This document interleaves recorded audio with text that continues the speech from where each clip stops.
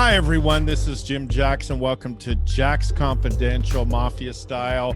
Boy, we have gotten so much good publicity from this. I don't know, good or bad. I do get some interesting messages in my DM, but it's unbelievable what this has done to, especially a lot of Italian people. They say two people DM me and said this is our place. So we're glad that we could have a podcast that you guys would like. And again, a key member obviously is this historian of mafia and everything Vegas, the great comedian and actor Keith Lyle. How are you, Keith? I'm well, thank you, Jim. How are you?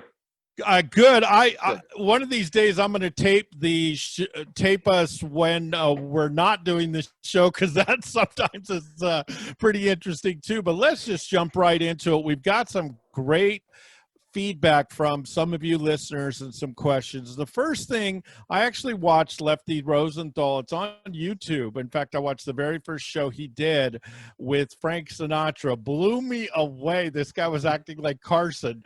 Yeah. The big thing, the big questions is, why did the Mafia, why did they allow this to go on? And what did everyone else kind of think of Lefty Rosenthal? Obviously, he was an eccentric guy, but what was the feeling in the Mafia in regards to Lefty? Well, I wasn't in the Mafia. I don't I don't necessarily know anyone who was at the time, more or less. But I imagine they weren't real happy, only because there was some buzz of him at the time, of course, being a made member of the Mafia. And, it did bring some unwanted attention. But at the time, he already had unwanted attention. I think he was trying to legitimize himself. Like, see, here I am with Frank Sinatra. Meanwhile, Frank Sinatra has his own mob ties, Yep. But I mean, this is, I think also that the mob did say something to him, or some people may have said to him, hey, you got to tone it down a bit, not be so flashy. But also think at the time it was the mid-late 70s and flashy was kind of in. Yeah. And, you also have to remember that Lefty Rosenthal had a huge ego. I mean, anyone who's ever met him or talked to him or been around him will tell you that his ego was second to none. And I think the ego had a lot to do with it. And, he felt like he had people rooting for him. And he did. People watched the show. You saw people were at the show. People were applauding him. And we know just by today's standards that, there's flat earthers out there. I mean, you can't get them to not believe. So people will want to support things. And let's face it, he had a lot of people working for him, and people back then were making a living. And although he may have been involved in mob stuff, there was a lot of people working for him and a lot of people making a living. And the town really wasn't, from people who lived here, you'll hear them say it wasn't a bad place to live. There are people who will tell you could use casino chips to pay for gas. Which actually is a form of money laundering, but people would do it. It was allowed. It wasn't frowned upon. It was just a different way of life. And of course, as a society, we evolve. So it was trying to be legit. It wasn't, which is one of the things about the Mafia in general. Just by having a casino, it allowed him to have other legitimate businesses like laundry, like trash disposal, like just the unions. I mean, it allowed them to have other auxiliary things to just legitimize what they were doing. And that's what makes organized crime organized, opposed to like gang crime, where they're just not organized. They don't have a way to do things in a way that, let's say, it's illegal, but a lot harder to catch. Sure. Now, a lot of people are also asking, we got so many questions this last week about what were the specific ties. And obviously the Rat Pack had a visiting Rat Pack. I mean, there were like 20 people in it. And I guess Lauren Bacall, I believe, was the one that named it with her husband saying, I forget her exact saying, but she the Holmesby Hills Rat Pack or something she called them. And what were the ties of people like Dean Martin and Frank Sinatra to the Mafia? Were they just friends, or do you know if they were doing things that actually helped them? Well, there's no question that that Frank Sinatra was paid by members of the mob. So was Dean Martin. There's no question about that. And I say that because if you go back to the 40s and 50s when these guys were doing their nightclub act, a lot of the guys that owned the nightclubs, that booked the nightclubs, were mobsters. It was crime families. It was a way to launder money through that kind of thing and through legitimate business. So Frank Sinatra definitely knew mobsters, definitely was paid by mobsters. I don't know if he got involved in any of their business, because once you get involved in that kind of thing, now it becomes a different story. Like if you invest in something, like we were talking about, if you deliver a package, now you're in for life. Yeah. So if you're just doing work for them, say as an entertainer in one of their legitimate businesses, that's a different story. And it's very possible that many of the people listening may have done work for indirectly for mobsters in a legitimate business. I know I have. When I was a DJ back in the day, I worked at a nightclub that apparently was owned had someone who had mob ties. I didn't necessarily know it at the time. I found out a short time later when they took me to my first ever casino in Cicero, Illinois, and I saw what a casino looked like when I was like 19 years old. But so you may never know. Now, Dean Martin, on the other hand, his mob ties, he was a blackjack dealer in Cincinnati. And you say to yourself, wait, there's no legal gaming in Cincinnati. Yeah, I was just going to say. Aha! Yep. Aha! So no matter how famous I ever get, I'll never be the most famous blackjack dealer ever, because that is Dean Martin. So it starts with that. And then, even Sammy Davis Jr., he was in vaudeville. He was doing nightclub act through the whole thing. Joey Bishop. A lot of these guys, Joey Bishop was friendly with the Kennedys, but all these guys had something before in legitimate business. And then, they're famous people. You throw money at them and tell them, hey, you could have this, you want to do this act. They're like, oh yeah, we'll do it. And it's Vegas and we could do it. I mean, come on. Who wouldn't want to do that in the 60s? I mean, these guys are making, Sinatra was a film star at this point. Yeah. They put on a great show. They were making money. But as far as doing business goes, like maybe investing in some of their other things, I don't think that necessarily happened. I know Sammy Davis Jr. owned a lot of put money in a lot of property in town here. But I don't think they did business other than legitimate business. That's just my opinion. I don't know for a fact.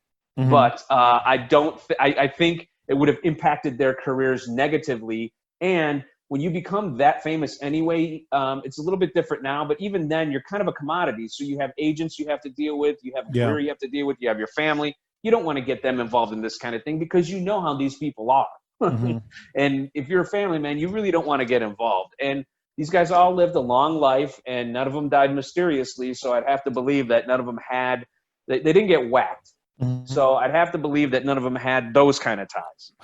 Also, I've got two questions. Who would you consider the godfather, or is there one, of the mafia in Vegas in regards to the casinos? Was there one person that stands out as the most important one, or do you think it's just kind of a collection? Oh, there's so many. It's like asking who's your favorite in the Village People. There's so many. It's hard to pick just one. They're all so great. I've never been asked that. They're all so great. It's hard to pick just one. That's the answer of that. I think there's a couple, and each they have their own reason why. Like Meyer Lansky definitely should be considered one of, if there was a Mount Rushmore, his face of Vegas mobsters, his face would definitely be on there. I mean, you go back to Lansky, he had casinos in Florida, New Orleans, Cuba. So for him to come to Vegas was a natural thing. Now, Bugsy Siegel, his childhood friend, kind of said, hey, we got a guy out there and he's running a skim off Las Vegas Club. And, I could buy into the El Cortez. We could do this there. And Lansky said, all right, let's see. So without Lansky, Lansky also helped. He also controlled a lot of the investment in through the Teamsters and these kind of things. So he would definitely have to be up there. Another one would be Mo Dalitz. Mm-hmm. Oh, yeah. He did things. I mean, without Mo Dalitz, we wouldn't have he helped build a hospital here in town. I mean, he helped Wilbur Clark. Wilbur Clark got in a little trouble when he was building the Desert Inn, and he helped him out. He helped the Stardust when it was having a hard time being built. I mean, Sunrise Hospital, Las Vegas Country Club. That's amazing. There's a club downtown. It's the D now. It was called the Sundance Hotel. He helped with that one. I mean, there's just so many things he did. It was just kind of he's really one of the guys, and I don't know if he gets enough credit, and probably he wouldn't want it. But he's one of the guys that definitely, for the modern era, bringing Vegas from, say, the 50s, 60s into the 70s, 80s, it would have to be Mo Dalitz. Yeah, he's an interesting character because to me is more the classic mob person where they're not like Lucky Luciano. They didn't want that. They wanted to be corporate. They wanted to be behind the scenes. They wanted to make lots of money, and they didn't want no one to know they were alive. They just kind of did their thing. Where Lefty Rosenthal or Bugsy Siegel were always looking for that kind of, they had the eccentric personalities that needed the attention. Yeah, well, we look at the mafia. We call it organized crime. We do all these things. But I'm watching a thing the other night about some of these pharmaceutical companies, and they're running exactly like organized crime. Mm-hmm. They're doing a criminal enterprise by selling these drugs that are known to be for uses that aren't what they're labeled for. They're making a ton of money. They're bribing people. They're admittedly bribing people, and in court. They're going, and now they're finally getting time for it. They're, and they are more directly hurting people than, say, gambling is doing. Oh, yeah. Say anything organized. Now, organized crime, there's a lot of bad things. I know we kind of glorify it, but there's a lot of bad things involved in organized crime. Because of them, prices of everything go up. And I get it. And, when organized crime started here back in the late 1800s, early 1900s, they were just running rackets like extortion. You got to give me $10 a week or a month. I'm going to burn your place down. Things like that. That's kind of how it began. And so there are problems with organized crime. Don't get me wrong. But when we consider organized crime in Las Vegas, what they were doing here in town was a little, safety-wise, much safer than what these pharmaceutical companies are getting away with. Oh, so God. You can, and even other corporations, they just pay a fine. Like Ford Motor Company, they have a car tire that goes bad or something goes wrong on one of their cars. They have people that figure out, is it better to pay the fine or to recall all the cars or do both? And that is a form of organized, that something bad is happening. The tobacco companies, they knew they were giving people cancer and they still did it and lied about it and made tons of money and paid people off. Of course, now, we talked about it earlier, lobbying is considered, it's not bribes, it's a lobby. Well, yeah. Mo Dalitz was just lobbying the city council. He was lobbying his buddy Mo Sedway, who was actually on the city council, county commission at one point. You know what I mean? Like, it's just vernacular is really what it is. I think that's what cracks me up is like we were talking about Jimmy Hoffa, and when a corporation gets heavies or a corporation does illegal deals, no one really says anything. But if a guy like Hoffa does it, he's a sleazeball and everything else. We just had a bank at Wells Fargo admit that they were stealing identities and creating illegal credit cards for 8 years, and no one said a word. The public, I don't want to switch. It's a pain. And I know everyone hates change. Good Lord. Ask someone to change their cable company and they'd freak out. So they're sure not going to change banks. But this is what I'm saying. And if you remember the drug years ago, fen-phen, which was supposed to melt fat. And people, it melted fat, but also melted your heart. Yeah, it raised your heart rate to an exorbitant point. So fat was falling off you, but you're going to have a heart attack. You're going to die from no heart. Yeah. It was now, there was how someone did the in the break room FDA that had that problem one time. Yeah. How did the FDA get that one through? And also, don't get me started on asbestos. Well, I mean, that's another thing. We could look at the SEC and Madoff. I mean, oh gosh, yeah. How did this guy get through all that? And we have yet to find out if anyone was paid off. But I can't believe that they would just listen to this guy's BS and just go, "Oh, it's Madoff. He'll be fine," because he BS his way through everything. I don't care how convincing you are. At some point, and it was the people who actually did investigate him outside of SEC, outside of there were reporters and these people, Enron. I mean, and so it just I was watching this thing and thinking about the pharmaceutical companies and all the opioid problems and all the other problems that we may have in the country, and thinking about how corporations, through their own legal means, whether it's by getting laws passed or just paying fines and considering the cost of doing business, how they operate as organized crime did in the exact same way. Mm-hmm. Except we call it bribes, they call it lobbying. It's the same thing. Lobbying's legal, bribes aren't. Yep. And now, again, please, we're having fun. Don't send hate mail. Yeah. Oh, you like criminals. And we know the mafia. No. There's a lot of dirty things that they've done over the years. But when you look at history, it seems like every time a government needed something, I was just listening to tapes from Richard Nixon, where he's putting a hit, HIT, on Hoffa for $1 million. Yeah, for $1 million. Yep. So the president. So hey, listen, President Kennedy went to the mob to get Fidel Castro whacked. They just couldn't get in there to do it. And then in World War II, they used a lot of the mafia to help to get things in and out of the harbor in New York and in some of the East Coast things, so they didn't have any problems. So the mob has helped out in things that it's funny if people, it's kind of like when you look at Paul Revere, and I'm getting off track a little bit, but I'm trying to make a point. Paul Revere barely wrote. It's the other guy that wrote, and he alerted hundreds more people, but the thing was, no one wrote a book about him.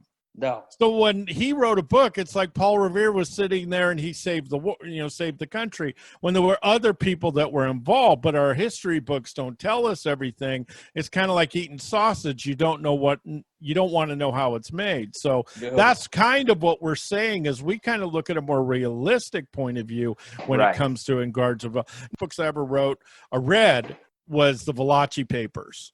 Fascinating book. When you look back at it, that was supposedly the first time anyone ever narked out a made man ever told on everybody in the mafia. Do you think that was something that must have just at that time shook everyone in the mafia, that someone that was made that actually do that? Oh, absolutely. I mean, they tried to it's funny because Valachi kept quiet for so long. He was in jail. He was actually the same jail as Genovese for That's a while. Right. Yep. And he was labeled an informer, but I don't think he ever really did speak. But then there was a time, I think they tried to kill him in prison in 62 or something like that. But then I think in 63, September of 63, he went in front of a Senate subcommittee and started talking about the secret criminal society known as La Cosa Nostra.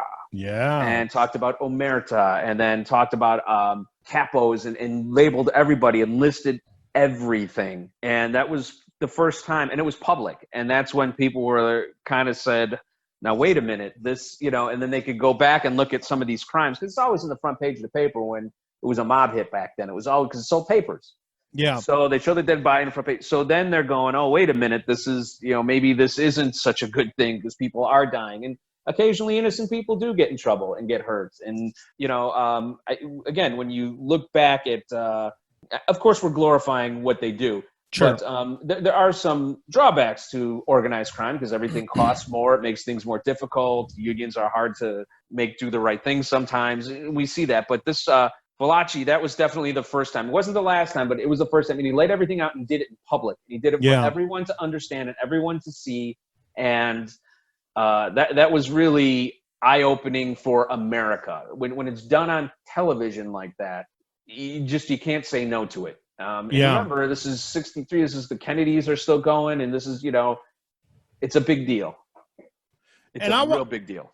I wanted to ask you what your opinion was too, because a lot of people, obviously Hoffa and RFK hated each other, but a lot of people felt that Robert Kennedy's attack against the criminal, it was absolutely ridiculous, and that it was more of a grandstand, because his father obviously made some deals with Chicago and mob and some other ones in the mob to get elected. Do you think Kennedy really meant all that stuff against organized crime, or was that kind of a thing? Because it seems like he would be going against the very people that helped his brother get elected. Well, let's not forget that Joseph Kennedy, his father, was a moonshiner. Yep. So if you're involved in prohibition type things back then, or anti-prohibition type things, moonshining, things of this nature, there's no question you have to have mob affiliation, because you can't survive. You get whacked. Kennedy would be the first guy whacked, and then there wouldn't be any Kennedy family. And he made a lot of money doing it. So I think that him calling in some of these mob favors back to get Kennedy elected, my personal opinion is it may have been a little overblown, but he definitely owed favors. And I think that a lot of it was for show, because no one went to jail. Nothing happened. It was just all on TV. It was just all a big thing. It was all for political purposes. It was all for these politicians to say, we're tough on crime.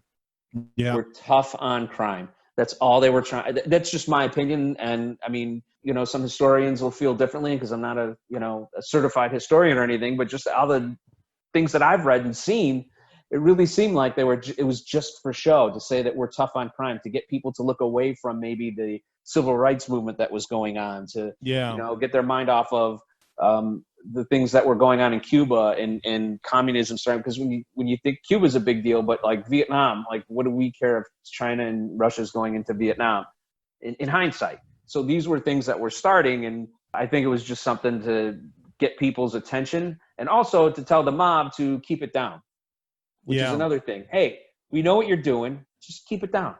Yeah. And because all these politicians, they were getting lobbied by the mob themselves. Yeah. So, they had to do some things for show, but behind closed doors, they break bread, have a couple drinks. They just wouldn't do it in public. And, it was just the way of life in that era.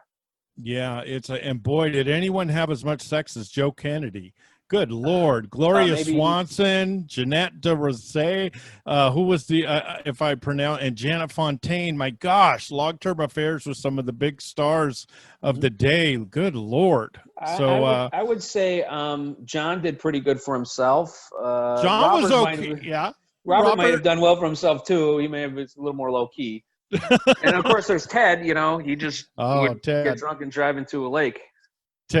What a family. Boy, I'm telling you, Christmas must have been a fun time to swap stories. Good Lord. Have some drinks and swap stories.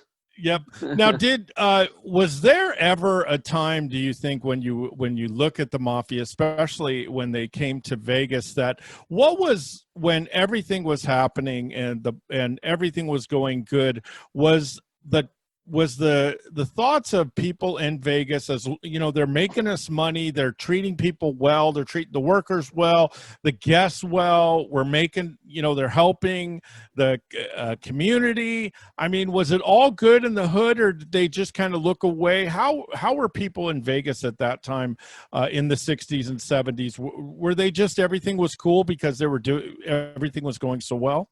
Well, from the people that I spoke to, they were just doing their job, going to work, doing their job. It became an issue, say, maybe in the 70s when Spilaccio was doing the hole-in-the-wall gang, where they would cut into the walls of houses and steal stuff. Then it becomes a problem. But as long as, the working class of Las Vegas were just going to work, just doing their job, and just didn't want to be involved in any of that business. If you didn't take a loan from them, if you didn't do business with them in any way, then you were considered, then I don't think it would bother you. I mean, let's face it, you're getting people drunk beyond, you're dealing in, it's Sin City, so you're Mhm. dealing in things that like alcohol, like gambling. That I mean, Oh yeah, prostitution, gambling, yeah, all the fun stuff. well, prostitution being illegal, but the Yeah, legality of drinking and gambling, people have alcohol issues, people have gambling issues. You're yeah. taking money. I mean, I can't tell you that, just I've taken millions, probably billions of dollars from people legally as a Mhm. dealer. And every so often I would think like, God, this is a really bad thing. I'm taking money from these people. Problem is it's legal. And if I wasn't doing it, there's someone else that would. Yep. Yeah. So the fact that they would build a casino like Caesars in 1966, there'd be a market for it. People would come. It would bring people to town. It built the town. I don't think anyone had a problem with what was going on because it wasn't affecting them in a Yeah. negative way. If something affects you in a negative way, like the Hole in the Wall gang, then it becomes a problem. If Mhm. you get into a beef with your neighbor and the neighbor happens to be someone who is uh, just works for is a enforcer for the mob, and he wants to give you a hard time and the cops won't do anything about it, then it becomes an issue. Mhm. That kind of power may become an issue, but otherwise it wasn't a problem. I mean, people interacted in real life with mobsters all the time, and again, like I said, you deal indirectly with them. You didn't even know it. Mhm. Yeah. So Now, a lot of people we've been talking to different people, and I'm still. How much do you know about the origins of the mafia itself? a little bit, just I'm a little bit. Hmm. Now, I've actually asked a couple of older Italian gentlemen, and they had some very interesting things. They actually sent me to a site that the FBI runs on the history of the United. Because the thing is that the mafia was created in Sicily, and what was funny is that in Sicily it was created as a positive thing. Sicily was taken over by several countries and it was invaded by several countries. So a lot of people started making their own like families and as they call mafias, where people would actually protect their areas and they would police themselves. And it was really against the way that they translated a couple of the words. It was against their oppressor, against the people that were kind of controlling them. So Right. what ended up happening, though, is the Romans, they actually said, could you guys help us because some outside non-Italian gangs are really starting to take over. So they allowed them to control everything. But the problem is they started taking over and they started Right. taking over Rome. And even the Catholic Church got involved and paid them to do different protective things. So they became entrenched in politics and Roman Catholic religion. Now, well, the interesting thing is there's two people that everyone thinks is the first actual gangster. One, if you go by the FBI site, it's Joe Esposito. Right. And he's the one that many feel was the very first one. He went into Prohibition era Chicago, and he actually, I believe, became one of the rivals to Al Capone, and he was murdered in 1928 by a drive-by. But the guy that everyone has told me about is Giuseppe Morello. His name was the Clutch Hand. He had a deformed hand, and he was based in New Orleans. New Right. Orleans was a port for several people that came from other countries, and he founded a gang called the 107th Street Mob, and he was deported eventually. His family became known as the Genovese crime family, and they are actually the oldest family out of all the 5 families in New York City history of the mafia. He was from Sicily, and and the Italian people that I talked to also said the American mafia and the Sicilian mafia are two separate things. So don't think that they are the same. They are Sicilians that came here to create a mafia, but they're not the same thing. They're not run by them. That is just their history. And that was interesting to me.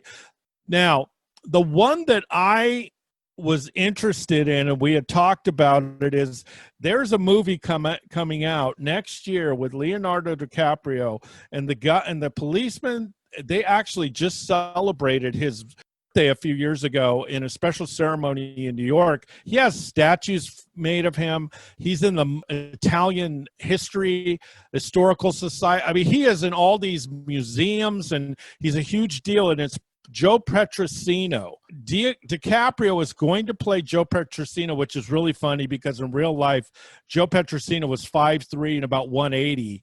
And DiCaprio, I forget, he's like 6'1", 6'2", and a skinny guy. So that's going to be pretty weird. But what ended up happening is he became a legend, and he was the first Italian-speaking policeman.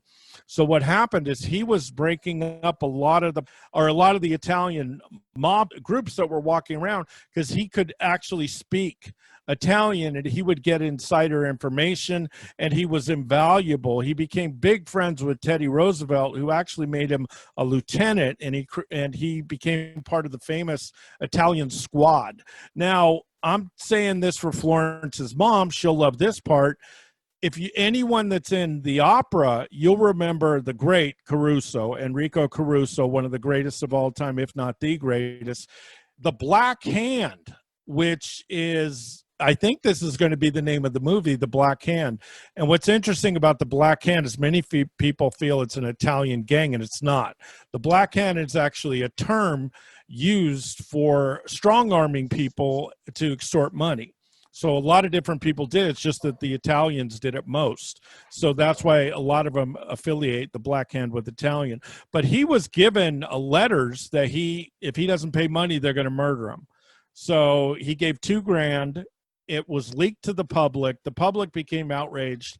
Then he started getting stacks of letters. Give us $15,000 now or you're dead. Well, Petrosino went, got him, and said, fight these guys. Caruso, to his credit, said, okay. They eventually got the guys that did it. They arrested them, and the guys went to prison. Another thing Petrosino is known is for President McKinley. He started going because the mob was also heavy in Upper North, in Buffalo, and in that area. Right. And they also, a lot of Italians had infiltrated anarchy groups, and there was a huge anarchy group that hated McKinley. So Petrosino found out about it, got involved in it. He found out that there was a hit put on President McKinley, and they were going to kill him in Buffalo. Well, he was doing one of his, those train stops. Yeah.